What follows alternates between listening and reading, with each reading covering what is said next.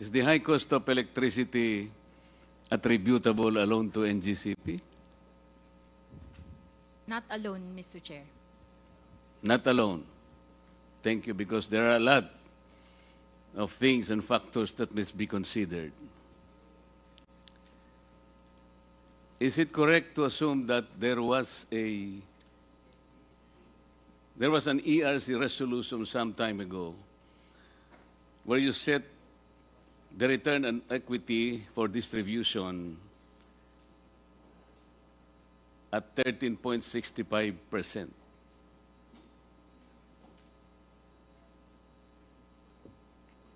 Mr. Chair, I do not recall that particular, because there's a different percentage governing the distribution utilities po. Suppose I show to you that particular resolution before this day ends, na 13.65%.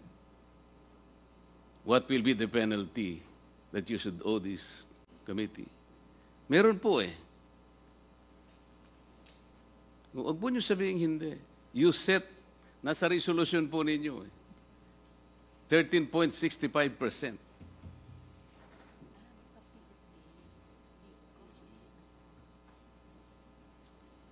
I'm trying to recall, Mr. Chair, because if you can share the year, Namaya then po maybe kasi we can kukunin ko trace po dun sa aking notebook eh, nandun Apa. eh. But I Kasi assure po- you there is one. Sige po. The reason why I'm asking this, because yung 13.65% hindi natutupad because you are not even examining the financials of Meralco. Pag tinignan po nyo, yung return on equity is already more than 23%. Yun po yung pinagmumulan ang taas ng kuryente ngayon. Because you might be barking on a wrong tree. My friend Melvin Matibag, when you made this statement earlier, what office did you represent? I said I'm the former president. I'm now one of the consumers, and No, I'm but you representing the Filipino. made a statement earlier. I was asked by the committee to make a statement regarding my experience as the previous president of the National Transmission Corporation, So you were with Transco at the time. 2017 until 2022. Yes, that's In why fact, you were able. just to be honest, most of the documents being plus here Kaya nga, was the reason why you provided were by the able chair. to make a statement because you were with Transco at the time. That's correct, Yes. Mr. Chair. And you said that you have not had the opportunity of inspecting the facilities NGCP. Did I hear you right? That's correct, and it's even supported by a letter coming from NGC. Never, not once. When I was new, they invited me to view all the screens, but not the facilities. And in fact, as I was saying, there is a letter dated Up August to what 28, extent were you allowed to visit? only in the monitor room. The what? The monitor room, the monitoring room, then they said how the electricity flow. I've never seen the equipment, the narrating and everything, just the screen. NGCP, is that correct? Mr. Chair, with all the respect to Mr. Matibag, he was allowed on the floor, the system operations floor in Quezon City, a place usually reserved only for dispatchers. Our guests are usually confined to a conference room beside it, but because Mr. Matibag and then Secretary Cusi were, of course, had a spot visit, we did allow them to come in without notice. That's exactly what I'm saying with the monitors. Di ba yun? Sa Quezon City? Mr. Matibag, that was for the system Yeah, that's what I'm operations, saying, not with the just the monitor, sir. That's the control center. That's where everything happens. That's why that's a very high secure area that I myself cannot enter without going through the security protocols, even though I am an employee of NGCP. Okay, Mr. Chair, may I continue? I think that was settled. Kanina po, sinabi ko na parang pinagtitripan natin ng NGCP sapagkat ang pinagmumulan po ng cost natin sa ating electric bill, kung pag-uusapan ng NGCP po, transmission, is only 3%. Parang ayaw po nilang maniwala. Mr. Chair, ako po, religiously po na kinocompute ko po, alam ko yun eh. Alam ko po 3%, yung nagsasabi po ng 10%, nagsisinungaling yun kasi hindi niya alam yung ancillary services. Alam ko po yun eh. 3% lang talaga. Madam ARC, may I continue with you, please? When you failed to provide regulatory reset for 2 regulatory periods, did it affect the operational cost of NGCP? Mr. Chair. I don't think so, Mr. Chair, because they were still able to declare dividends during those periods. That does not answer my question. They might have declared dividends, but I'm talking about operational cost. They might have absorbed the costs. Do you have an idea as to how much they lose? Or they lost? Mr. Chair, they would have filed losses, but since they had unrestricted retained earnings, and from those unrestricted retained earnings were able to declare dividends, I would understand that they were able to cover their costs during that period where there was no reset. So that is the kind of reasoning that you will give this committee. Kaya pala, kahit na mandatorily, kailangan kang gumawa ng regulatory reset, you are all taking your sweet time. Sapagkat alam ninyo, walang nawawala sa kanila. Is that your presumption, Madam? With all due respect, Mr. Chair, I beg to differ. This So commission you has... believe there is no cost on the part of NGCP? No, there is cost, Mr. That's Chair, why of I'm course. asking you, do you have an idea as to how much They filed- NGCP might have lost?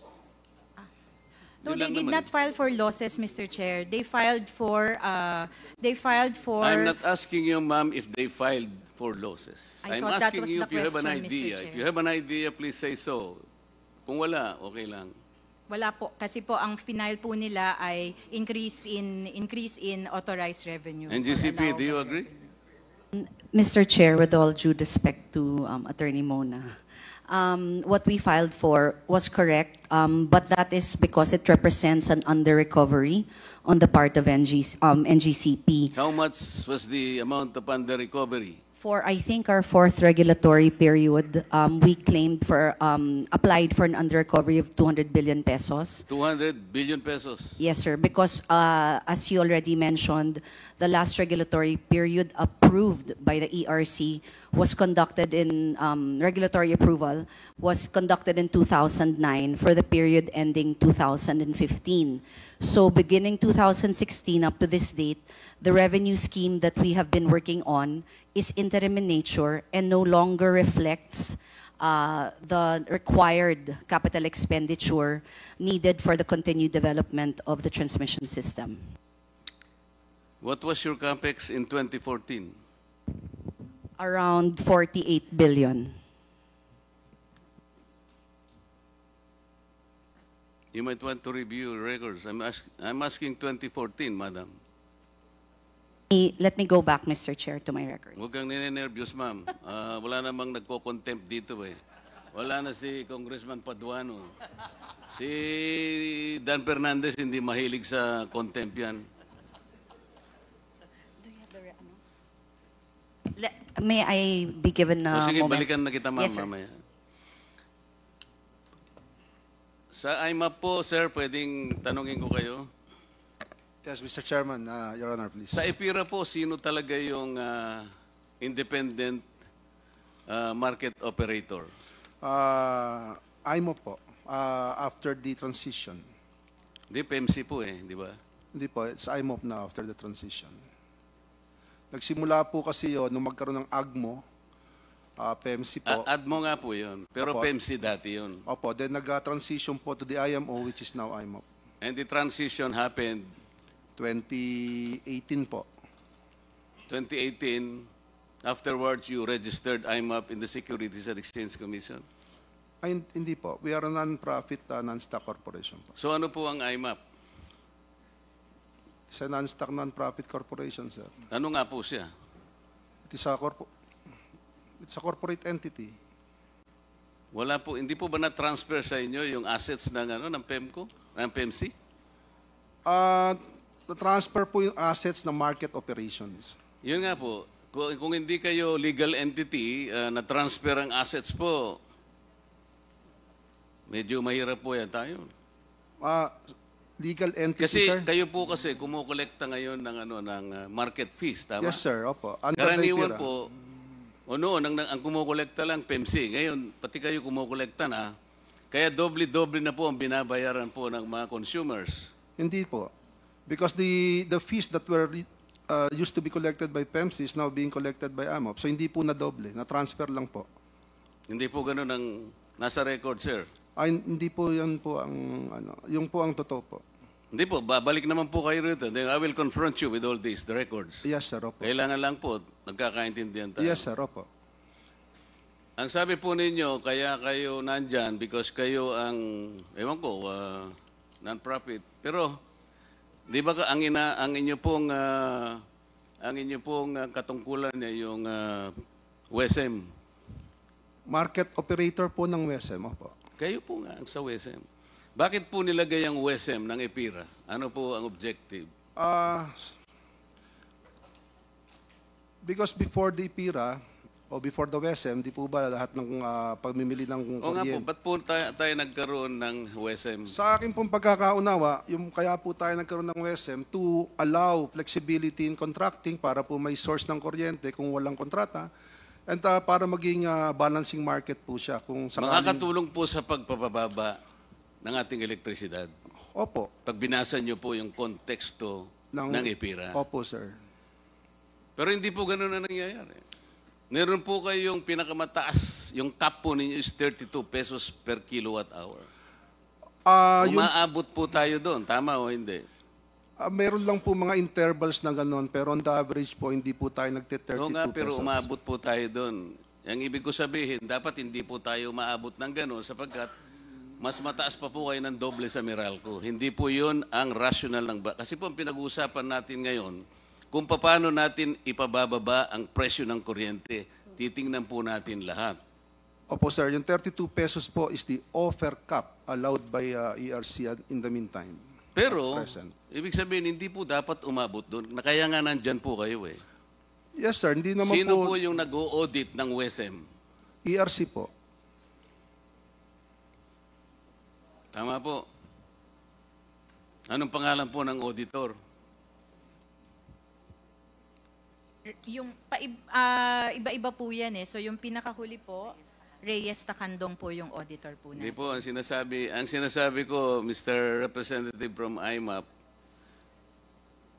di po ba magbebenta yung generation company? Tapos ililista nyo. Yung po, sino yung nag-o-audit nun? Paano nyo may babato ng ganitong presyo? Yung mga ganon. Meron Hindi po ba sinusunod nyo ay algorithm lang? Meron po tayong system, opo. Yun po, the system of algorithm. You may say that. Yun po ang problema natin kung sinong nag-o-audit ng algorithm, Madam ERC. Dapat po tingnan ninyo ito sapagkat dito po sumisirit ang presyo ng electricity. Panay NGCP na lang po kasi tinitingnan natin. Nakakahalata na po kami. Transco. Madam, sabi po nyo kanina, hindi po kayo nakakapag-visit sa facilities ng NGCP na para bang itinatago sa inyo. Kayo naman ang may-ari. Hindi man lang kayo pinapayagang makarating doon. Sinabi po nyo kanina, di ba? Mr. Chair, I believe I did not say that. Ikaw naman yata kaibigan ang nagsabi? Ikaw naman. Yes. In fact, there's a letter from NGCP. And let me read from the letter. NGC replied on our request to do audit and visit. They replied August 28. We reiterate our opposition to the performance asset and audit for lack of legal basis. Therefore, we regret to inform your office that NGCP cannot accede to the planned pilot audit. And let me answer, in relation to that, yung ginawa po namin at Attorney Mutchan na pumunta ron, you very well know that is only ceremonial. Dinala kami ron ng secretary para mag-picture taking. Yun lang po yun. Thank you very much, Attorney. Was that, please proceed. You still have 1 minute, Honorable Marcoleta. Bigyan mo By 1 naman ako minute. ng kahit 3 minutes lang, sir. Opo. Meron pong concession agreement, Mr. Chair, na nandun po, annually, pwede pong mag-inspection po kayo ng books and the facilities sa NGCP. Did you not see that, Madam? We know of that provision, Mr. Chair. You know that provision, but you did not take advantage of that provision. Nandun po yun eh. Hindi po pwedeng hindi sila pumayag. Mr. Chair, as mentioned earlier po, we have the TR flat with PISAM, and part of the TR flat, or that's the transmission regulatory, yung TRFLA stand for several areas. So, we may portion po sa TR flat that on the books and records of NGCP. Now, we can, with proper notice, we can get access to the books and records to verify or visit the performance by NGCP of its mandates under the concession agreement. I'm just paraphrasing, pero that's how I'm recalling it now. So we take advantage of the inspection of books and records. Kaya lang po along the way, merong areas na hindi kami nagkakasundo. Sa scope, may hindi lang po napapagkasundoan. And then also for certain aspects, meron din pong, so generally, meron pong navivisit, merong hindi. That's, that's about it po. I cannot give more details kasi nga po this is part also of the issue between Transco and GCP. Mr. Chair, may I be allowed to say something? Nung ang Transco po ang humahawak pa ng ating transmission, can you honestly say that transmission cost is cheaper?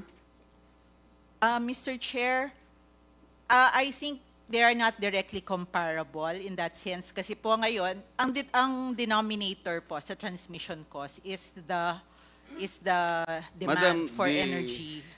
So kung, This committee will be the one to judge whether it is comparable or not.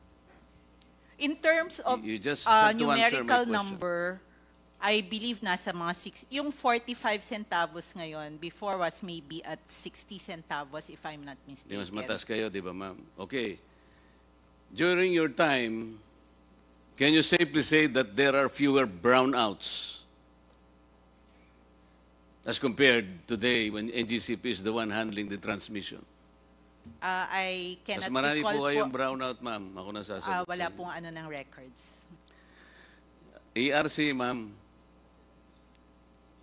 If we will have more connections that will become, or if we will have more communities that will become contestable markets, we will have the chance of lower electricity. Correct? Tama po, Mr. Chair. Ibig sabihin natin, palalaganapin natin yung retail competition and open access para Tama po. bumaba po. Nandun po. Apo. If aggregations is maximized in communities, electricity will be further reduced. Tama Yes, po, ma'am. Mr. Chair. If we remove the 12% VAT in electricity,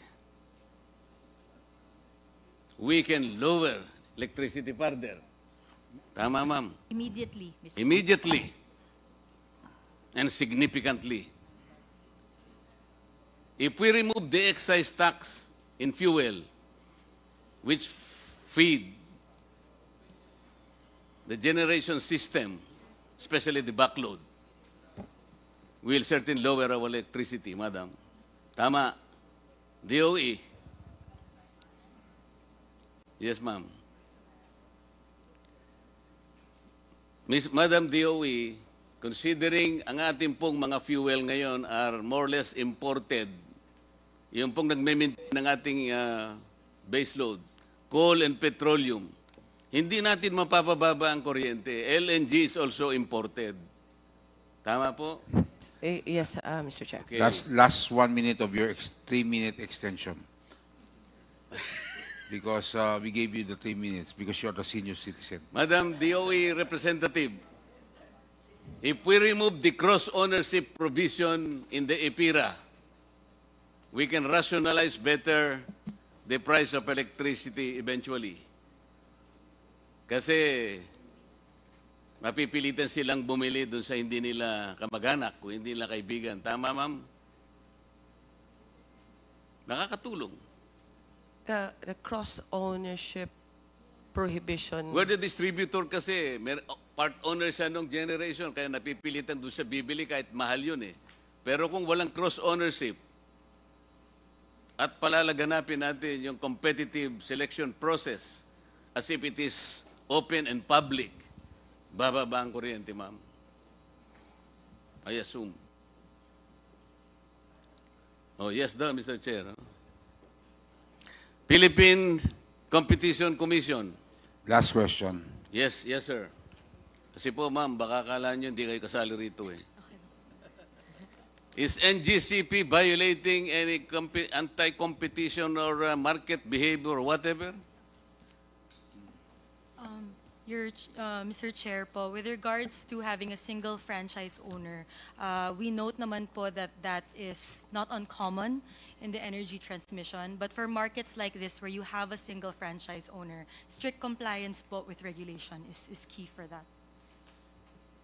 Parang hindi mo sinagot, ma'am eh. Thank you. Baka gusto mong, walang violation, di ba? Mr. Chair, I'm not privy to any violations. Okay. B. Mr. Chair. You're the OIC for Liaison. Legislative liaison. That's your position? Yes po. Asan yung boss mo? Due to recent personnel movements po, ako po talaga yung for... In the next hearing, we will call for your boss on this particular issue. Thank you very much, Honorable Marcoleta, for your extension, which is given only to senior citizens. The Honorable